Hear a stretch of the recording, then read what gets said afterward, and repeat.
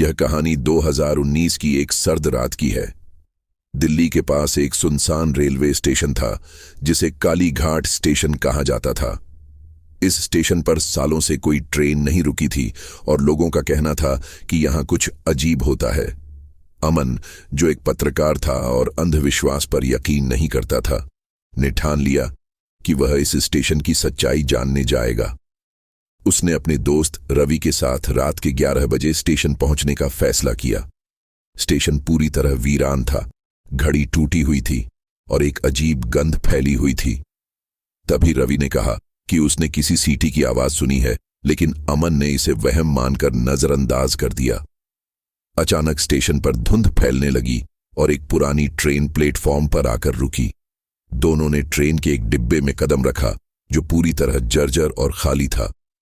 जैसे ही ट्रेन चली, तापमान गिरने लगा और कैमरे में एक धुंधली परछाई दिखी जो धीरे धीरे उनकी तरफ बढ़ रही थी।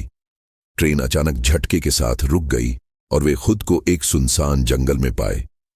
तभी एक बूढ़ा आदमी ट्रेन में आया और कहा कि यह ट्रेन सिर्फ उन्हीं को ले जाती है जिनका अंत पास होता है।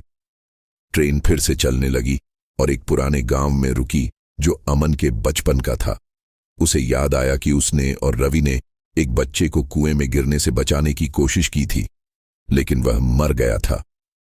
अब वही बच्चा ट्रेन में उनकी तरफ बढ़ते हुए बोला कि वह उन्हें उनके अंत तक ले जाएगा। उन्होंने ट्रेन से कूदने की कोशिश की, लेकिन वे खुद ट्रेन का हिस्सा बन गए। अगले दिन स्टेशन पर उनका कैमरा मिला जिसमें ट्रेन की खिड़कियों से झांकते हुए उनके डरावने चेहरे दिखाई दे रहे थे।